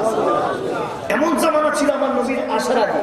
তো ওই জামানা তো ইহুদিরা দেখেছে, কিন্তু আমার নবী যখন 1.5 লক্ষ সাহাবাদেরকে নিয়ে মক্কা বিজয় করেছেন, দেখেছে তো ওই নাজারা, যে মক্কা থেকে সে কামলিওয়ালা নবীকে বের করে দিয়েছে কষ্ট দিয়ে, সেই নবী মক্কাতে প্রবেশ করে সবাইকে ক্ষমা করে দিয়েছে। সুবহানাল্লাহ। তো কিছু ইহুদিরা তো ছিল, তারা কষ্ট পাচ্ছে যে নবীজি তো চলে গিয়েছেন, এখন কি আবার সেম ভাবে আপনারা আমাদের প্রতি খেয়াল রাখবেন? তখন সিদ্দিক আকবর বলতেছে, আমার নবী যে শিক্ষা দিয়েছে, যতদিন আমার নবীর শিক্ষা আছে এই হৃদয়ের মধ্যে, ততদিন পর্যন্ত তোমাদের খেয়াল রাখার দায়িত্ব আমি আবু বকর সিদ্দিকের। সুবহানাল্লাহ। হযরত ওমর ইবনুল খাত্তাব, 4 খলিফার একটু মাকাম শুনে যান। মা আয়েশা সিদ্দিকা সহ আমার নবীজি বারান্দায় বসে আছে। একদিন আকাশের দিকে তাকিয়ে বলতেছে, আয়েশা, এই যে যত তারা নক্ষত্র দেখছো, স্টার, বলো তো এরকম লক্ষ লক্ষ তারকার মতো কারো কি আমল আছে? তোমার কি মনে হয়? আয়েশা সিদ্দিকা বলতেছে, ইয়া রাসূলুল্লাহ, কার মনে হয়? মনে করছে বাবার নাম দিবে, আবু বকর সিদ্দিকের। কিন্তু নবীজি বলতেছেন, যত তারা দেখতেছো তার থেকে যা বেশি আছে এরকম আমল হযরত ওমরের নামায় আমলের মধ্যে আছে। সুবহানাল্লাহ। আমার পরে যদি কেউ নবী হতো, ওমর হতো। আয়েশা সিদ্দিকের একটু মনটা খারাপ হয়েছে, কিন্তু বুঝতে দেয় নাই। তখন একটু পরে হাসি দিয়ে বলতেছে, আমার নবী তো সবই জানেন। আয়েশা সিদ্দিকার দিকে তাকিয়ে বলতেছে, আয়েশা, মন খারাপ করো না, এরকম লক্ষ লক্ষ যদি ওমর করে একটা আবু বকর হবে না। সুবহানাল্লাহ। কারো থেকে কারো শান কম নয়। কেমন ভাবে ব্যালেন্স করেছেন আমার নবী। আল্লাহু আকবার। এরপরে ওসমান গনি হযরত ওমর ইবনে খাত্তাবের শান শুনেন। আল্লাহ আল্লাহ। যখন তিনি 12 বছর এই দুনিয়া শাসন করেছেন, অনেকে বলে অর্ধেক পৃথিবী, আমি বললাম না, অর্ধেক পৃথিবী তো তেনার রাজত্বে, বাকি অর্ধেককে শর্ত দিয়েছেন হলে কলমা পড়ো, নইলে আমি ওমর সাথে যুদ্ধ করো, নয়তো বা ট্যাক্স দাও, কর পরিশোধ করো। বলতেছে কলমা পড়বো না, মুসলমান হব না। তারপরে বলতেছে ওমর সাথে যুদ্ধ করে কি মরবো নাকি। তারপর থার্ড ওয়ান ট্যাক্স দিত, বাকি অর্ধেক পৃথিবী নন মুসলিম কান্ট্রি আমাদের মুসলমানদেরকে কর দিত, ট্যাক্স দিত। সুবহানাল্লাহ। আমরা সেই জাতি, ভিটা বাটা বিক্রি করে এখন বিদেশে গিয়ে ইহুদি নাসারার দালালি করি টাকার জন্য। কতটা নির্মম অবস্থায় চলে গিয়েছি আমরা। ওখান থেকে কে ফিরিয়ে আনবে আপনাকে আমাকে? এই জাতি যেখানে চলে গিয়েছে ভাইরাল ট্রেন্ডিং এর নামে, ফিরাতে হলে একজন ওমর এই জামানায় লাগবে, ঠিক না? ওমর ইবনে খাত্তাব রাদিয়াল্লাহু তাআলা পথে দিয়ে যাচ্ছেন, রাতের বেলা ছদ্মবেশে বেরোতেন। আমিরুল মুমিনিন যখন ছিলেন, খলিফা শাসক, তিনি তখন রাতের বেলায় যাচ্ছেন ছদ্মবেশে, ঢাকনা দিয়ে চেহারা দেখা যাচ্ছে না। হঠাৎ দেখেন একটা ঘর থেকে বুখারী শরীফে হাদিস, গভীর খেয়াল, গভীর কনসেন্ট্রেট, এগুলোর মধ্যে আপনার হেদায়েত লুকানো আছে। মন মানসিকতা উদার করতে হবে, বড় করতে হবে। ওই যে বলেছি, সফল হতে হলে আপনি যত বেশি উদার হবেন তত সফলতা বাড়িয়ে দিবে কে? আওয়াজ দেয় না কে? যখন হযরত ওমর ইবনে খাত্তাব যাচ্ছেন, দেখতেছে একটা বাসা থেকে আগুন জ্বলতেছে, হয়তো উনুন, চুলা জ্বলছে, ধোঁয়া বেরোচ্ছে। নক নক করলেন, কেউ কি আছেন বাসায়? দরজা খুলে গেল একজন খাতুন মহিলা, মা। বলতেছে কি চাই? বলতেছেন আপনার এত রাতে আগুন জ্বলছে, কি সমস্যা? বাচ্চারা কান্না শুনতে পাচ্ছি, বাচ্চারা কান্না করছে। তখন তিনি বলছে আসেন দেখে যান। পাতিলের মধ্যে 2-3টা পাথর দিয়ে নাচছে, বাচ্চাগুলি খাওয়ার কষ্ট পাচ্ছে, বাবা নেই। বলে বাচ্চার বাবা নেই, পাথরগুলিকে নাচছে আর বলতেছে খাবার তৈরি হচ্ছে, ঘুমিয়ে যাও। বলে কাম্বাতে বাচ্চাগুলিও ঘুমাচ্ছে না, আজকে অনেক দেরি হয়ে গিয়েছে। তখন হযরত ওমর ইবনে খাত্তাব চোখের পানি ছেড়ে দিলেন। তিনিও তখন সম্রাট ছিলেন, বাদশা ছিলেন সারা পৃথিবী। আর এখনকার আমাদের নেতাদের অবস্থা, দেশের টেনে 10 টাকায়, ঠিক কিনা? فمن يعمل مثقال ذرة شرا يرى خيرا يرى فمن يعمل مثقال ذرة خيرا يرى ومن يعمل مثقال ذرة شرا يرى। ভালো মন্দের হিসাবটা দিতে হবে কার কাছে? আওয়াজ দেন, কার কাছে? হযরত ওমর ইবনে কেঁপে উঠলেন। হযরত ওমর কেঁপে উঠে বলতেছে, মাগো কি হয়েছে, এই অবস্থা কেন? বলতেছে আমি কবরে গেলে নবীর কাছে প্রশ্ন করবো, ইয়া রাসূলুল্লাহ কার কাছে দায়িত্ব দিয়ে গিয়েছে? হাসরের কাছে, হাসর উঠলে আল্লাহর কাছে বলবো, আল্লাহ কার কাছে দায়িত্ব দিয়েছো? প্রশ্ন করবো। ওইদিন ওমরকে আমি পাকড়াও করবো। ওমর কেঁপে গেলেন। সারা পৃথিবীর বাদশা যখন তিনি কেঁপে গেলেন, বলতেছে মাগো একটু সময় দেন। দৌড়ায় গেলেন বাইতুল মাল, মদিনায় এসে বস্তা নিচ্ছেন, চালের বস্তা, তরির গতিতে সবকিছু নিচ্ছেন। একজন সাহাবা দৌড়ে এসে বলতেছেন, ইয়া আমিরুল মুমিনিন আপনি কেন কষ্ট করছেন, আমরা আছি তো। বলে না, হাসরের ময়দানে কি আমার আমল নামাটা কাঁধে তুলবি? বলে ইয়া আমিরুল মুমিনিন সম্ভব না। বলে আজকে আমার উপরে এই কাঁধের উপর অনেক জিম্মেদারি চলে আসছে, আমাকে আজকে মাফ করে দে, আমার বোঝাটা আমার কাছে নিতে দে। কাঁধের মধ্যে বস্তা তুললেন, দৌড়াতে লাগলেন। বাসায় গেলেন, বাসায় গিয়ে খাবার নিলেন। নিজে বুখারী শরীফে এসেছে, দাড়ির মধ্যে ধোঁয়া ঢুকতেছিল নাকের মধ্যে, নিজে খাবার রান্না করছেন, উনুনে ফু দিচ্ছেন, খাবার রান্না করছেন। ওই মাটা ফেল করে তাকিয়ে আছে, এত রাতের মধ্যে এই মানুষটা কিভাবে এরকম হেল্পফুল। তিনি ওই মাটাই মনে মনে বলতে লাগলেন, আমি ওমরের নামে নালিশ করবো, কিন্তু আপনার জন্য আমি নবীজির কাছে বলবো, ইয়া রাসূলুল্লাহ এই বান্দাকে আপনি আপনার শাফাতের চাদরের নিচে ঢেকে রাখেন। সুবহানাল্লাহ। তখন বলতেছে ওই নারী ইহুদি ছিল, ইহুদি থাকা সত্ত্বেও সে নবীকে মানত। যখন এরকম অবস্থা ছিল, ফু দিচ্ছেন, হযরত ওমর রান্না টান্না করছেন, এমন অবস্থায় একজন সাহাবী হঠাৎ করে ওই ঘরে ঢুকলেন। ওই মহিলার ঘরে ঢুকে বলতেছে, আপনি এখানে কি করছেন? ইয়া আমিরুল মুমিনিন আপনি এখানে কি করছেন? যখন এরকম বললে, ওই অবস্থার মধ্যে ওই অবস্থায় হযরত শের খোদা আলী আসছেন, হাদিসের মধ্যে বুখারী শরীফে এসেছে। যখন হযরত ওমর ওই রান্না শেষে একটা দরখাস্ত নিয়ে আসলেন, যে বলেন আপনি আমার উসিলা ওমরকে ক্ষমা করে দিয়েছেন, সিগনেচার দেন। ইহুদি নারী যখন বলতেছে আপনার উসিলা আমি ওমরকে ক্ষমা করতে রাজি আছি, সিগনেচার দিবে, এমন টাইমে এক সাহাবা এসে বলছে, ইয়া আমিরুল মুমিনিন আপনি এখানে কি করছেন? ওই নারীর হাতের থেকে পেপারটা দস্তখত সব পড়ে গেল। সে অবাক হয়ে ভয় কাঁপতে লাগলো, ওমর আমার সামনে দাঁড়িয়ে আছে। সে ভয় কাঁপতে লাগলো, কারণ ওই সময় হযরত ওমরকে এমন ভাবে ভয় পেত, শয়তানও রাস্তা পরিবর্তন করে নিত, যে রাস্তা দিয়ে 40 দিন পরে ওমর হেঁটে যাবে। সুবহানাল্লাহ। তখন ওই নারী বলতেছে, ইয়া রাসূলুল্লাহ, আপনি আর দাঁড়িয়ে আছেন, আপনি যদি ওমর হন আমি নবীজির কাছে বলবো, ইয়া রাসূলুল্লাহ, আপনি সঠিক কাঁধে দায়িত্ব দিয়ে গিয়েছেন, আর আমি আপনার হাতে যেই নবীর আদর্শ এত সুনামধন্য হতে পারে, এত উদারতা হতে পারে, আমি সেই নবীর উম্মতের হাতে বায়াত নিতে পারি। সে নবীজির উম্মত আমার ওমর ইবনুল খাত্তাবের হাতে, খলিফাতুল মুসলিমিনের হাতে বায়াত নিয়ে কলমা পড়ে চোখের পানি ছেড়ে মুসলমান হয়ে গেল। সুবহানাল্লাহ। ওমর ইবনুল খাত্তাব। এবার আসুন তৃতীয় খলিফা ওসমানে গনি। আমার নবীর কাছে একজন আসলো, ইয়া রাসূলুল্লাহ, মেয়ে বিয়ে দিব, বয়স হয়েছে, বিয়ে দিতে পারছি না। গরীব সাহাবা, দেখবেন সমাজের অনেক আছে বিয়ে দিতে পারছে না। জিম্মেদারি এটা আপনার আমার, ব্যবস্থা করবেন।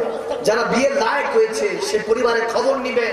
টাকার অভাবে দেখা যায় এমন কারোর কাছে বিয়ে দেয়, দেখা যায় ওই টাকাওয়ালা ব্যক্তিটার কাছে বিয়ে দেওয়ার কারণে ঈমান আখলাক ঠিক নাই, মেয়েটাকে যৌতুকের নামে মেয়েটাকে দেখা যায় ফাঁসির মধ্যে ঝুলতে হয়, ঠিক না? সমাজে এগুলো দেখা যায়, এগুলোর দিকে খেয়াল রাখবেন।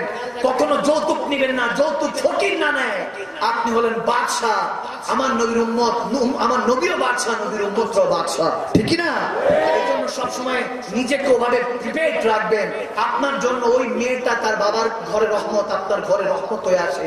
কখনো তাকে কষ্ট করবেন না। বউকে মাথার মুকুট বানিয়ে রাখবেন, রানী বানিয়ে রাখবেন। যত খরচ করবেন বরকত আল্লাহ বাড়িয়ে দিবে। আর আপনি মাঝে মাঝে ঘুরতে নিয়ে যাবেন, স্ত্রী মহব্বত করবেন। আর মা বোনরা সবসময় স্বামীর তাক করবেন। আরশের মালিক ওই জান্নাতটাকে টান দিয়ে আপনার স্বামীর কদমে রেখে দিয়েছে আপনার জন্য, ঠিক না? এই জন্য প্রত্যেক মা বোনদের কাজ হলো স্বামীর খেদমত করা, আর স্বামীদের কাজ হলো স্ত্রীদের মহব্বত করা, স্নেহ করা, তাদের আরজি মর্জি রাখা। দেখা হাড্ডি একটু মাঝে মাঝে তেরামি করবে, সমস্যা নাই। আপনার বাম পায়ের হাড্ডি থেকেই তো আপনি বাংলার পাঁচ বানাবেন না যে কি রান্না মুখেই দেওয়া যায় না, এরকম বলবেন না। মাঝে মাঝে তারিফ করবেন, ওগো তুমি চমৎকার রান্না করেছো, এমন রান্না করেছো যে জীবনে এরকম খাই নাই, ঠিক না? প্রশংসা করবেন, দেখবেন আজকে গিয়ে প্রশংসা করবেন যে মাদানী হুজুর বলছে, বাসের বাড়ি ভাবি দিলে জুতার বাড়ি একটা মিস হবে না। ওদিকে যাতে আল্লাহ খেয়াল রাখে। আমিন বলেন, আমিন বলেন। ওসমানে গনি গভীর খেয়াল। যখন নবীজির কাছে আসলেন এক সাহাবা, ইয়া রাসূলুল্লাহ, মেয়ে বিয়ে দিব, টাকা নাই। তখন নবীজি বললেন, অমুক ঘরের অমুক গলি গিয়ে ওদিকে দিয়ে অমুক গলির বাম পাশে গেলে একটা ঘর দেখবা, তার কাছে গিয়ে বলবো আমি নবী পাঠিয়েছি। সুবহানাল্লাহ বলেন না? সুবহানাল্লাহ বলেন। যখন এরকম বলছে, লোকটা গেল, গিয়ে দেখতেছে ঘরের সামনে গিয়ে ঘরের মালিক চিল্লাচ্ছে তার খাদেমের সাথে, তুমি খাবারের মধ্যে এত লবণ দিছো কেন? লবণ কম দিলে তো আগামীকাল কি ইউজ করে যেত, এত লবণ দিছো কেন? বকা যখন দিছে ওই বেচারা কি টাকা সামুর লবণের জন্য যে অবস্থা। নবীজি কার কাছে পাঠাই? সুবহানাল্লাহ বলবেন। খারাপ লাগছে, খারাপ লাগছে। কার কাছে পাঠানো? লবণের জন্য, নুনের জন্য যে বকা। গোলান দিয়ে আবার নবীর জিজ্ঞাসা আসছে, ইয়া রাসূলুল্লাহ, বলে বুঝছি, যা বলার বলতে হবে না, বুঝছি, আবার যা। সুবহানাল্লাহ বলে, সুবহানাল্লাহ। আবার জামি নবী মুস্তাফার কথা বলবি, এখন যা দেখে যে এরপরে আবার ঘরের মালিক হাঁটা জারি করতেছে, আবার খাদেমের দমনছে, চেরাগের মধ্যে এত লবণ দিস, এই চেরাগের মধ্যে এত তেল দিছো কেন? তেল কিছুটা বাঁচায় রাখতো তো আগামীকাল কি ইউজ করা যেত, দেখে শুনে দিবা না, এত তেল দিছো কেন? বলে তেল আর নুনের লেগে যে বকা, টাকা চাইয়া পাইনি কোনো ধোকা, ঠিক না? কি চান হঠাৎ করে ওই ব্যক্তির নজর পড়লো, কি ভাই কিছু চান? আসসালামু আলাইকুম, আমাকে নবীজি পাঠিয়েছে আপনার কাছে আমার মেয়ের বিয়ের জন্য। বলি আকা পাঠিয়েছেন? দয়াল নবী আসেন, বাসায় আসেন, মেহমান খাবার দাবার তাড়াতাড়ি। এত বেচারা কি একটু আগে কি হয়েছে, এখন কি হয়েছে? যে বকা খাদেম রে এখন থেকে আমাকে যে মেহমানদারি খাবার দাবার খাওয়ার পর বলতেছে, আচ্ছা কি লাগবে? আপনার মেয়ের বিয়ে, আচ্ছা ঠিক আছে, সমস্যা নেই, এই নেন চাবি থোড়া নেন। ওই যে ঘরটা দেখছেন, চাবি খুলে দরজাটা খুললে দেখবেন যা আছে যা লাগে নিয়ে যান। দরজাটা খোলার সাথে সাথে দেখে যে কোটি কোটি টাকা। সুবহানাল্লাহ করতেছেন, আরে জোরে বলেন না, সুবহানাল্লাহ বলেন না। বলতেছে এত টাকা, তারপরে দরজা খুলে ওই লোক বলতেছে যা লাগে নিয়ে যান। তখন সে নিল, বস্তাখানিক নিল, বলতেছে আর লাগবে, বলে আর লাগবে না, আরেকটু দিয়ে বলতেছে এটা ব্যবসা করবে, লাভ হলে ফেরত দিয়ে, না লাভ হলে কোনো কমতি নাই, কোন রকম দায় দাবি নেই। যখন চলে যাচ্ছে তার পা আটকে গেল, বলতেছে ইয়া হযরত, যখন এসেছি দেখি তেল আর লবণের জন্য যে ধমক আপনার খাদেমকে দিলেন, আমাকে ব্যাগ ভর্তি টাকা দিয়ে বলতেন, তখন বলতেছে আমার নাম ওসমানে গনি বলা হয়। সুবহানাল্লাহ। আমি নবীর তৃতীয় খলিফা, যখন থেকে নবীজির হাতে হাত রেখেছি তখন থেকে দুনিয়াকে তালাক দিয়েছি। লবণ আর তেল বাঁচাচ্ছিলাম আমার নবীর জন্য, খরচ কম করছিলাম নবীর জন্য, কারণ আমার জান আর মাল আমার নবীর কদমে, আল্লাহ কদমে কোরবান। এই জন্য বাঁচাচ্ছিলাম যাতে আগামীকাল ইউজ করতে পারি, কারণ যত বাঁচাবো তত নবীর কদমে খরচ করতে পারবো। এখন যখন নবী স্বয়ং মালিকই পাঠিয়েছে, যার আগে খাজানা দিয়ে দিয়েছি। তাহলে বোঝা গেল আমাদের জান মাল সব আল্লাহ রাসূলের, ঠিক না? এই জন্য আল্লাহ রাসূলের কদম বেশি খেদমত করবেন, কুরবান করবেন। দেখেন শেষ মাওলানা হযরতে শেখ খুদা আলী কারামাল্লাহু ওয়াজহুল কারীম শেষ হাদিস ভালো মতো খেয়াল করেন, কনসেন্ট্রেট। আপনি সারাক্ষণ গীবত করেন, চুগলখড়ি করেন, এটা তো হবে না, কিচ্ছু হবে না। আপনার কয়েনের এপিটো চান ওপিটো চান, হবে না তো। হেড নয়তো টেল, যে কোনো একটা কিছু মানতে হবে আপনাকে। হয়তো সৎসঙ্গ নয়তো খারাপ সঙ্গ, ঠিক কিনা? আওয়াজ দেন, ঠিক কিনা? দেখবেন মাছিটা কখনো যদি মাছির দিকে খেয়াল করেন, দেখবেন মাছি তো উঠতে উঠতে আপনার শরীরে সেই জায়গায় বসবে যে জায়গায় ক্ষত, ঠিক কিনা? যে জায়গায় কষ্ট কেটে গিয়েছে, ক্ষত পুজ বেরোচ্ছে বা কষ্ট, ওই জায়গার মধ্যে বসবে। ময়লা জায়গায় মাছিটা বসবে, ময়লা নিয়ে আপনার শরীরের মধ্যে আবার রোগ জীবাণু দিবে। আমরা এরকম মাছিও চিনি, আবার এরকম মাছিও চিনি যেটা পৃথিবীর কোথাও বসবে না, শুধু ফুল খুঁজে। ঠিক না? যে ফুল থেকে সে মধু আহরণ করে বান্দার শেফা হিসেবে কাজে দেয়, ঠিক না? এই জন্য মাছিও আছে, মৌমাছিও আছে। আপনাকে সিলেক্ট করতে হবে আপনি কি মাছি না মৌমাছি।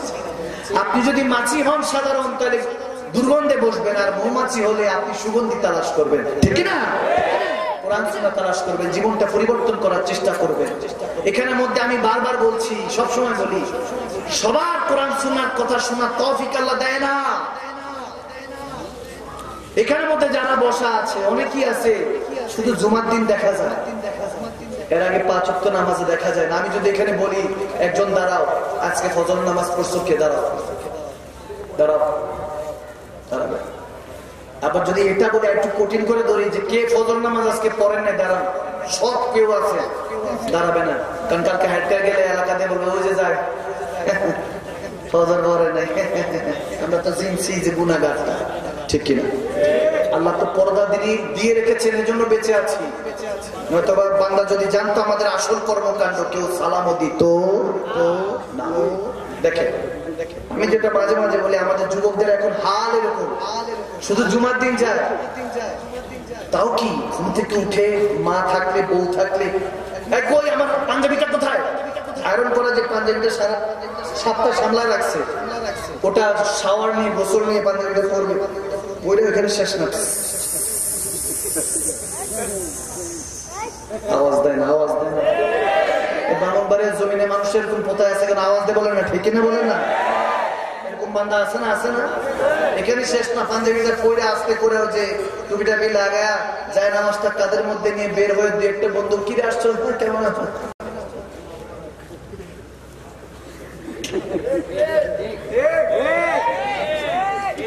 জুম্মা মোবারক এভরিওয়ান।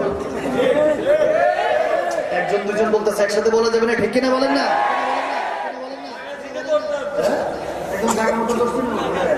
আসেনি, আসেনি, আসে এই এলাকায়ও আসছে, এই এলাকায় নাই, আসে মনে হয় না?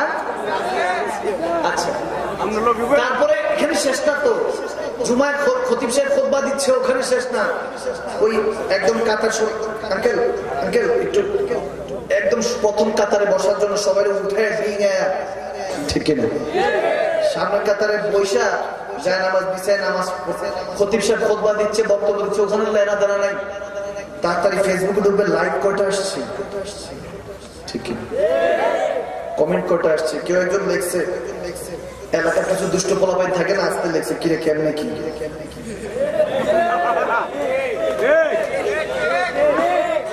কি একজন দুজন ঠিক একসাথে বলা যাবে, ঠিক কিনা বলে? আছে তো, আছে তো।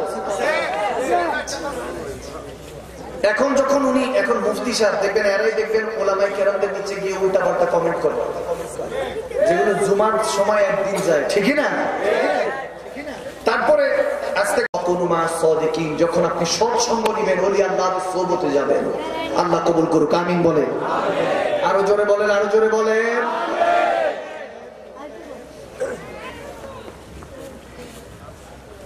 বাস বাস, এই একটা হাদিস না বললেই নয়, একটা হাদিস লাস্ট। তাওয়াক্কুল করো, আল্লাহর উপর ভরসা রাখবেন, আল্লাহর রাসূলের উপর ভরসা রাখবেন। এটা আপনার জীবনে কাজে কর্মে অনেক বরকত বাড়িয়ে দিবে। ইমানটা নেতা খেতার উপর রাখবেন না যে সে আমার করবে, কত নেতা আসলো আর গেল, কিন্তু আল্লাহ আল্লাহ রাসূল থাকবে, ঠিক না? দেখেন, এক বন্ধু হাদিসে পাকের মধ্যে এসেছে, আমার নবী বর্ণনা করছেন, এক বন্ধু আরেক বন্ধুর সাথে টাকা ধার দেনা করছে যে দোস্ত আমাকে কিছু 1000 দিরহাম টাকা ধার দাও, আমার বোনের বিয়ে একটু খরচ করব। বলতেছে আমাদের মধ্যে সাক্ষী কে থাকে? এখন ওই মুহূর্তে কেউ ছিল না, ঋণ নিবে ধার নিবে কেউ ছিল না। একজন বলে উঠলো আল্লাহ সাক্ষী। জোরে বলুন না, জোরে বলতো মহব্বত বলুন না, আল্লাহ সাক্ষী। শেষ হাদিস, আপনার জন্য শেষ হেদায়েতের কথা। তাওয়াক্কুল তো আল্লাহর উপরে, এর উপর আর কোনো কথা থাকতে পারে না। আল্লাহকে সাক্ষী রাখলেন, ঠিক আছে অমুক তারিখ ডেট দিয়ে চলে গেল, নদীর ওপার ছিল, বন্ধু বিয়ে টিয়ে করলো, বিয়ে শাদী দিল, তার বোনকে বিয়ে শাদী দিল, সব শেষ খতম। মাসখানিক পার হলো, টাকা দেওয়ার সময় হলো, নৌকা খুঁজতেছে, নৌকা পায় না পায় না পায় না, আল্লাহর ইমতিহান শুরু। কি করবে কি করবে, ওয়াদা রক্ষা করার জন্য সলিহীন ছিল, বান্দাটা পরেজগার ছিল, ইমানদার ছিল, নবী প্রেমিক ছিল। কি করবে না করবে, তখন বলতেছে আল্লাহ তোমাকে সাক্ষী রেখে তার থেকে ধার নিয়েছি, আজকে তুই ইমান শেষ। সে বন্ধু ওই নদীর ওপারে দাঁড়িয়ে আছে টাকার জন্য, কখন নৌকা বিবে টাকা নিব। একটা পর্যায়ে সে বাঁশ নিল, বাঁশটা মাঝখান থেকে কাটলো, ওখানে 1000 দিরহাম রাখলো, মারলো ভালো মতো, টাইট মতো এটাকে ঠিকঠাক করে খাম লাগিয়ে যেভাবে হোক এটাকে ফিটফাট করে নদীর মধ্যে ছেড়ে বলতেছে আল্লাহ ভরসা। সুবহানাল্লাহ, আল্লাহ তোমাকে সাক্ষী রেখেছি। আল্লাহু আকবার। এগুলো দুনিয়াতে হয়েছে, এগুলো হয়েছে, আপনার ভরসা নাই, আপনার আল্লাহর উপর তাওয়াক্কুল নাই, এজন্য কাজে বরকত আসে না। আপনি একবার তাওয়াক্কুল করে দেখেন। আমার নবী সাহাবীদেরকে শিখাচ্ছেন, বলতেছে বনি ইসরাইলের মধ্যে নবীর উম্মতরা, আল্লাহর বান্দারা এই ওয়াদা রক্ষার্থে ওই বাস ভাসতে ভাসতে, এখন ওই ব্যক্তি যে টাকার জন্য অপেক্ষা করছে সে দেখতেছে ওই টাকা লোকও আসে না, আমার বন্ধু আসতেছে না। পরে দেখতেছে ভাসতে ভাসতে একটা লাকড়ি আসছে, বলে যাক এটা জ্বলায়া এটা পুড়িয়ে খাবার তৈরি করবো, জ্বালানি হিসাবে লাকড়ি হিসাবে নিয়ে গেল। বাসায় গিয়ে যখন তার ওয়াইফকে পরিবারকে দিল, সে যখন মাঝখান থেকে কাটবে দেখে যে 1000 দিরহাম। সুবহানাল্লাহ। ওখানের মধ্যে ছোট্ট চিঠি লেখা, তখনের মধ্যে লেখা আসসালামু আলাইকুম প্রিয় ভাই আমার, সময় মতো টাকাটা পৌঁছাতে চেয়েছি কিন্তু পাইনি, নৌকা পাইনি, কিন্তু আল্লাহর নামে তোমার কাছে পাঠিয়ে দিলাম, যদি পেয়ে থাকো তাহলে আমি ঋণ মুক্ত হব, আমি কর্জ মুক্ত হব, আল্লাহর কাছে দামি হব। সে পেয়ে চোখের পানি ছেড়ে দিল, বলল আল্লাহ যে তোমাকে এতটা খৌফ করে, তাকিল্লাহ ফাত্তাকুল্লাহ মাস্তাতাআতুম, রূহ দিয়ে জিসম দিয়ে তোমাকে যে এতটুকু ভয় করে, তাকে তুমি কাল হাসরের ময়দানে ক্ষমা করে তোমার জান্নাত নসিব করে। সুবহানাল্লাহ। পরে দেখা গেল হাদিসে এরকম এসেছে, ওই বান্দা আবার 1000 দিরহাম তার কাছে এসেছিল, এসে বলতেছে ভাই তখন আমি চেষ্টা করেছিলাম, এক আল্লাহ সাক্ষী আছেন যাকে সাক্ষী রেখে তুমি আমাকে ধার দিয়েছো, দেওয়ার চেষ্টা করেছিলাম কিন্তু নৌকা পাইনি, আমি নদীর পথের পারাপার পাইনি বিধায় তোমার কাছে পৌঁছাতে পারিনি। সে তখন কাঁধের মধ্যে হাত দিয়ে বলল ভাই আমার যাকে সাক্ষী রেখেছিলাম সে আমার কাছে পৌঁছে দিয়েছে। সুবহানাল্লাহ। মোরাল অফ দ্য স্টোরি, হাদিস থেকে কি শিখতে পারলাম? একজনের উপরে সবসময় ভরসা রাখতে হবে, তিনি কে? আওয়াজে মানে আরো জোরে বলতে হবে, তিনি কে? যে অবস্থায় থাকে, যে অবস্থায় রেখেছেন তিনি, সব অবস্থার মধ্যে একবার পড়ি আলহামদুলিল্লাহ। এই বছর প্রায় 1.5-2 ঘন্টা আলোচনা হয়েছে, আমি এখানে শেষ করে দিই কারণ আপনাদের অনেকের কষ্ট হচ্ছে। তবরক আছে, যেহেতু আমি রিকোয়েস্ট করবো আপনারা তবরক নিয়ে আসেন ইনশাআল্লাহ। আমরা এই বছর এতটুকু করি, আমাকে রিকোয়েস্ট করা হয়েছিল যে হুজুর একটু কালাম করার জন্য, এই বছর কালামটা থাকুক, আমার অনেক ভাই বাবাদের খুব কষ্ট হচ্ছে।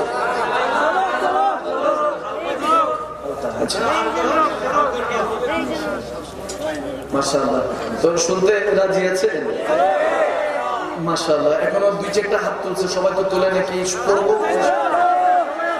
চলবে চলবে চলবে, পরে কিন্তু আমার হাল উঠে গেলে সারা রাত চলবে। চলবে চলবে চলবে চলবে। আছি গো ডুবে আমি পাপেরই সাগরে, ঠিক না? দুটা কথা ছিলেন, আমি আওয়াজটা পাই এই আপনাদেরকে নিয়ে একটা মুসিবত। দুইটা কথা ছিলাম, আওয়াজ নাই। এখন যে আওয়াজটা দিচ্ছেন আশেপাশে যারা দৌড়া গেছে এরা দৌড়া উঠাকে থেকে মনে মাহফিল মাত্র শুরু হয়েছে, ঠিক না? ঠিক না? তাহলে আস্তে আস্তে করবো, কেমন? আস্তে আস্তে করবো, ঠিক আছে? কারণ অনেকের ঘুমের ডিস্টার্ব হতে পারে, ঠিক আছে? বুঝুন না, জোরে হবে। যারা ঘুমিয়ে গিয়েছে তারাও তো আমাদের ভাই, তাদেরকে নিয়ে একসাথে জান্নাতে থাকতে চাই, ঠিক না? মাশাআল্লাহ, একসাথে পড়া যাবে ইনশাআল্লাহ। অনেক বছর আগে লিখেছিলাম, बातिलें जम जावे फैले थे तेवर, आया गे तब तब मेरे जुबा पर, दुश्मनरा যতই দুশ্মনী করলো ততবার আমার মুখে আসলো নারায়ে তাকবীর আল্লাহু আকবার, নারায়ে রিসালাত ইয়া রাসূলুল্লাহ, ঠিক না? একসাথে পড়া যাবে, আওয়াজ আসে না? যাবে যাবে যাবে। সবাই একসাথে দুই হাত তো তুলে দিয়ে দেখি, নারায়ে তাকবীর আল্লাহু আকবার, নারায়ে রিসালাত ইয়া রাসূলুল্লাহ, জোরে নারায়ে তাকবীর, হ্যাঁ নারায়ে রিসালাত। দেখা দাও ও গো নবীজি, তোমারি দিদারে আশায় মোরা আছি, ঠিক না? দেখা দাও ও গো নবীজি, তোমারি দিদারের আশায় মোরা আছি, আরে দু চোখ জুড়ে দেখবো পয়গম্বর, সব নারায়ে তাকবীর আল্লাহু আকবার, জোরে নারায়ে তাকবীর, हाँ नाराए रिसालत, हाँ इच्छे जागे আমাদের যেতে মদিনায়, ইচ্ছে জাগে চুমু খেতে সোনালি পর্দায়, ইচ্ছে জাগে চুমু খেতে নুরানি রোজায়, ঠিক না? বলবি কি নূর নবীকে মদিনার পাখি, আমার মনের যত যন্ত্রণা, পাখি আয় আয় আয় রে আয়, শুনে যামর মনের বাসনা, সুবহানাল্লাহ। একসাথে একসাথে পড়া যাবে যাবে যাবে। মনিটরটা একটু বাড়িয়ে দেন, একটু পিছনে মনিটরটা বাড়ান, গেইন বেশ, আরো ডিলে। हाँ जिसका कोई सानी नहीं वो नबी हमारा है, जिसका कोई सानी नहीं वो नबी हमारा है, जिसका कोई सानी नहीं वो नबी हमारा है, मुस्तफा की अज़मत का हद है ना किनारा है, किनारा है, हद है ना किनारा, हद है ना किनारा, हद है ना किनारा है। कई सुभान अल्लाह।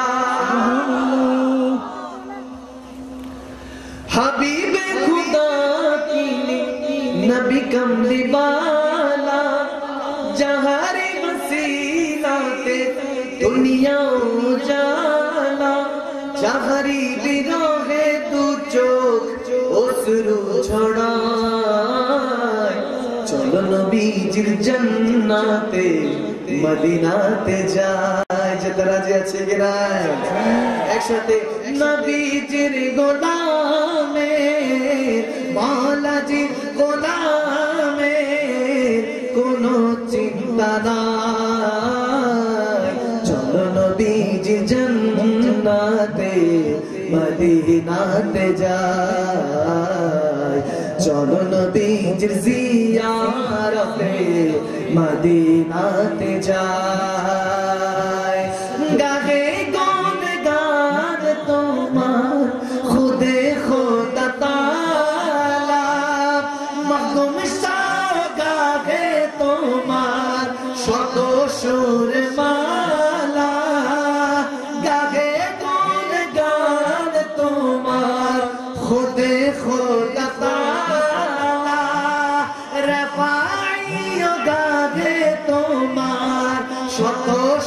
সুর মালা ঝরে সুদা বিরত করুণা ফুরায় চলো নবীজি জান্নাতে মদিনাতে যায় চলো নবীজি জিয়ারতে মদিনাতে যায় যেতে রাজি আছিস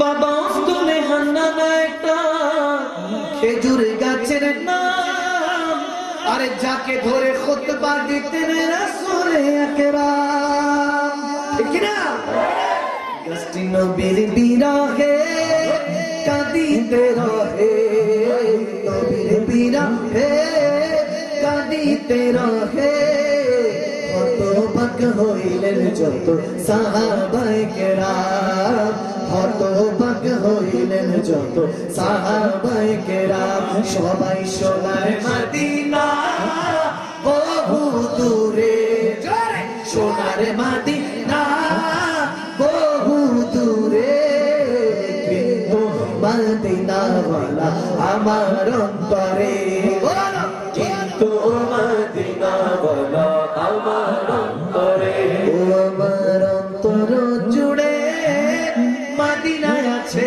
রে অন্তর জুড়ে মদিনায় আছে রে মদিনা মদিনা বলে জিকির করে রে আল্লাহ মদিনা মদিনা বলে জিকির করে রে ও মদিনা তোমায় ভুলতে পারি না ও মদিনা তোমায় ভুলতে পারি না কি করে ভুলবো তোমায় বলো না বলো না বলো না তোমার বুকে শুয়ে আছেন যে জনা যাকে সৃষ্টি না করিলে আমার রাব্বানা কিছুই সৃষ্টি করতো না সবাই ও মদিনা তোমায় ভুলতে পারি না ও মদিনা তোমায় ভুলতে পারি না জানের জান জানের জান জানের জান জানের জান জানের জান জানের জান জানের জান তিনি আমার জানের জান আমার প্রাণের প্রাণ যাকে হারালে হারাবো আমি দো জাহান ঠিক না আরে যাহার নামে না নিলে ও মদিনা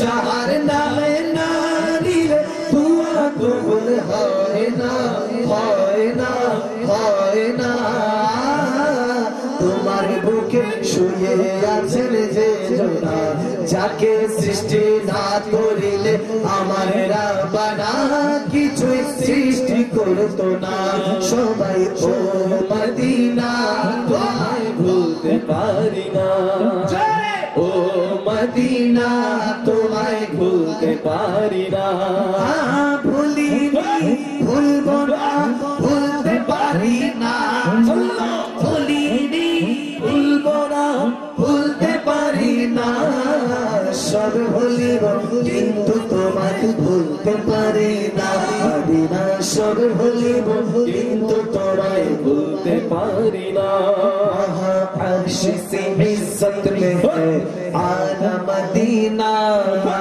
खाक में है इसके शिफाओं के खजीना अर्श मुअल्ला नीचे तमी तुमी हो अल्लाह सृष्टिर माঝে শ্রেষ্ঠ তুমি हो তোমার বুকে প্রবাহিত নূরের ঝরনা তোমার বুকে প্রবাহিত নূরের ঝরনা সব ভুলিব কিন্তু তোমায় ভুলতে পারি না মদিনা সব ভুলিব কিন্তু তোমায় ভুলতে পারি না golden Medina oh my sweet Medina golden Medina oh my sweet Medina I cannot forget you dear Medina.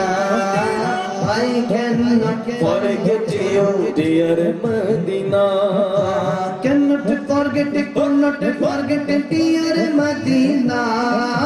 Cannot forget, could not forget, dear Medina. সব ভুলিব কিন্তু তোমায় ভুলতে পারি না। সব ভুলিব কিন্তু তোমায় ভুলতে পারি না। মদিনা মদিনা আশিক মুমিনের ঠিকানা বলো না। মদিনা মদিনা আশিক মুমিনের ঠিকানা। আরে দিদার চেয়ে কাঁদো তোমরা, দিদার চেয়ে কাঁদো তোমরা, হন নবীর দিওয়ানা।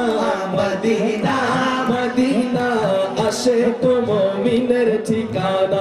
মদিনা মদিনা মদিনা মদিনা আশিক মুমিনের ঠিকানা।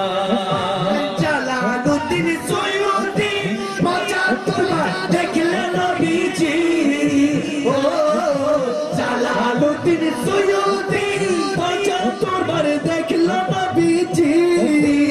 এতবার দেখিলাম নবী, এতবার দেখিলাম নবী, তৃপ্তি তার মিটল না। মদিনা মদিনা আশিক মুমিনের ঠিকানা। দুই হাত তুলে মদিনা মদিনা আশিক মুমিনের ঠিকানা। দিদার চেয়ে কাঁদো তোমরা, দিদার চেয়ে কাঁদো তোমরা, হও না নবীর দিওয়ানা। মদিনা মদিনা আশিক মুমিনের ঠিকানা। মদিনা মদিনা মদিনা কাঁদিলে মুক্তা ঝরে। দয়াল মুর্শিদ যার সখা তার কিসের ভাবনা। দয়াল মুর্শিদ যার সখা তার কিসের ভাবনা। হৃদয় মাঝে কাবা নয়নে মদিনা, আমার হৃদয় মাঝে কাবা নয়নে মদিনা। পাল তুলে হাতে দে পাল, ও মাঝি হেলা করিস না, ও মাঝি হেলা করিস না। ছেড়ে দে নৌকায় আমি যাব মদিনা, ছেড়ে দে নৌকায় আমি যাব মদিনা। আমি দেখব মদিনা, আমি যাব মদিনা, আমি দেখব মদিনা। আমি যাব মদিনা, আমি দেখব মদিনা। হৃদয় মাঝে কাবা নয়নে মদিনা, হৃদয় মাঝে কাবা নয়নে মদিনা। হৃদয় মাঝে কাবা নয়ন মদিনা। আশিক কান্দিস নয়ের গাছতলা। বাবা আজকে এতটুকু থাকো, কার পাগল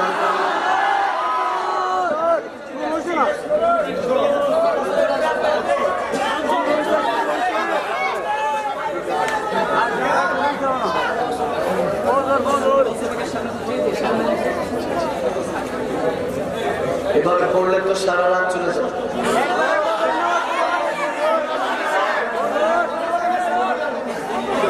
যারা ঘুমাইতে গেছিল অনেকে ধরে আসছে। এরকম পাগলামি করে মানুষের ঘুমের থেকে ডাকা যাচ্ছে। এরকম পাগলামি আর কেউ করতে পারে না। ওয়েস্টকোনের মতো ব্রাহ্মণবাড়িয়ার সরজমিনের আশঙ্কা করে।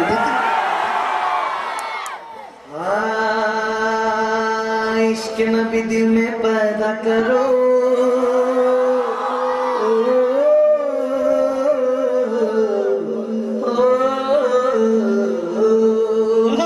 मक्का की मदीना खुजले मिले ना, खुजिया देखा दिलते, और देखिले छवि पागल हबी, कोन निषेध मानबे ना रे। हबेरी घरे आलिक शहरे আল্লাহ রাসূল বিরাজ করে রে। ঠিক না? আমাদের ঘরে আলিক শহরে আল্লাহ রাসূল বিরাজ করে রে। আরে বাবা চিচারে গায় দেখলে তারে চেনা যায়। ঠিক না? বাবা চিচারে গায় দেখলে তারে চেনা যায়। আর সর্বঙ্গ তার পোড়া রে। আমাদের করে হাল শহরে আল্লাহ রাসূল বিরাজ করে রে সেজন গৌসুল আযম সেজন বাগদাদে वाला সেজন গৌসুল আযম সেজন বাগদাদে वाला আরে তার কাঁধে যার চরণ যুগল মদিনা वाला আরে তার কাঁধে যার চরণ যুগল মদিনা वाला সেজন গৌসুল আযম সেজন বাগদাদে वाला সেজন গৌসুল আযম সেজন বাগদাদে वाला দেখলো জগৎবাসী তার বেলায়তি শান দেখলো জগৎবাসী তার বেলায়তি শান ধরা এসে প্রথম দিন করেননি দুধ পান ধরা এসে প্রথম দিন করেননি দুধ পান আরে জানা গেল সেদিন ছিল রমজান পহেলা আর জানা গেল সেদিন ছিল রমজান পহেলা যে জনে গৌসুল আযম সেজন বাগদাদ वाला যে জনে গৌসুল আযম সেজন বাগদাদ वाला আরে আলী আর হুসাইন হাসান কে দুলারে আলী আর হুসাইন হাসান কে দুলারে আলে নবী গৌসুল আযম हमारे आले नबी गौसुल आज़म हमारे जिलन गिलन जिलन गिलन जिलन गिलन जिलनी जिलन गिलन जिलन गिलन जिलनी गिलनी जिलन गिलन जिलन गिलन जिलन गिलन जिलनी जिलन गिलन जिलन गिलन जिलनी जिलनी जिलन गिलन जिलन गिलन जिलनी अरे जिलन गिलन जिलन गिलन जिलनी गिलनी हे बड़ा पीर अब्दुल कादिर जिलानी हे बड़ा पीर अब्दुल कादिर ওলির দেশে তোমার সমান কাউকে না চিনি কাউকে না মানি আর কাউকে না চিনি কাউকে না মানি সবাই জিলানি গিলানি জিলানি গিলানি জিলানি গিলানি জিলানি ঝুমো জিলানি গিলানি জিলানি গিলানি পার কন্যা ডুবে গেল 12 বছর কেটে গেল পার কন্যা ডুবে গেল 12 বছর কেটে গেল তোমার একটু দয়া হলো তোমার একটু দয়া হলো ভেসে উঠলো তরুণী কি ক্ষমতা দিল প্রভু তোমারই হাতে আর জগৎটাকে দেখো তুমি হাতের তালুতে হাতের তালুতে হাতের তালুতে আর ছেলে হারিয়ে ছেলে পেল তোমার মেহেরবানি তোমার মেহেরবানি আরে হে বড় পীর আব্দুল কাদের হে বড় পীর আব্দুল কাদের ওলির দেশে তোমার সমান কাউকে না চিনি কাউকে না মানি কাউকে না চিনি কাউকে না মানি জিলানি গিলানি জিলানি গিলান জিলানি গিলানি জিলানি জিলানি গিলানি জিলানি গিলান জিলানি গিলানি আশিক কান্দিস নায়ের গাছতলায় কান্দিস নায়ের বাসতলা আর হোসে পাকের নাম জপিলে আল্লাহ পাওয়া যায় আমার ওলি আল্লাহর নাম জপিলে আল্লাহ পাওয়া যায় আরে আল্লাহ পাওয়া যায় রে নবী পাওয়া যায় আরে আল্লাহ পাওয়া যায় রে নবী পাওয়া যায় আরে আল্লাহ পাওয়া যায় রে ওলি হওয়া যায় আমার হোসে পাকের নাম জপিলে আল্লাহ পাওয়া যায় আমার ওলি আল্লাহর নাম জপিলে আল্লাহ পাওয়া যায় আরে আল্লাহ হো আল্লাহ হো আল্লাহ হো ও আল্লাহ হো আল্লাহ হো আল্লাহ হো আল্লাহ হো আল্লাহ হো আল্লাহ হো আল্লাহ হো আল্লাহ হো আরে হাসবি রব্বি জাল্লাল্লাহ মা ফি কলবি গায়রুল্লাহ হাসবি রব্বি জাল্লাল্লাহ মা ফি কলবি গায়রুল্লাহ নূর মুহাম্মদ সাল্লাল্লাহ লা ইলাহা ইল্লাল্লাহ নূর মুহাম্মদ সাল্লাল্লাহ লা ইলাহা ইল্লাল্লাহ লা ইলাহা ইল্লাল্লাহ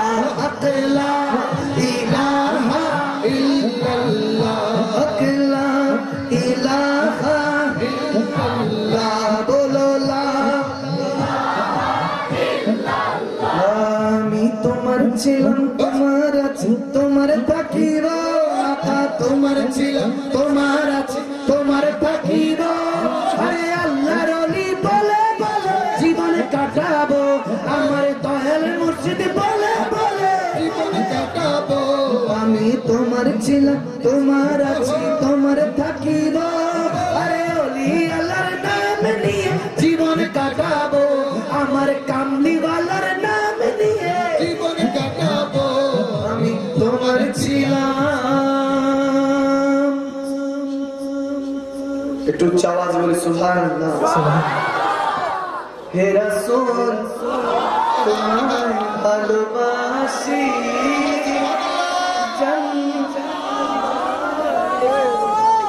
হে রাসূল তোমায় ভালোবাসি অন্তরে শুধু জান্নাতের আশা নয় হে রাসূল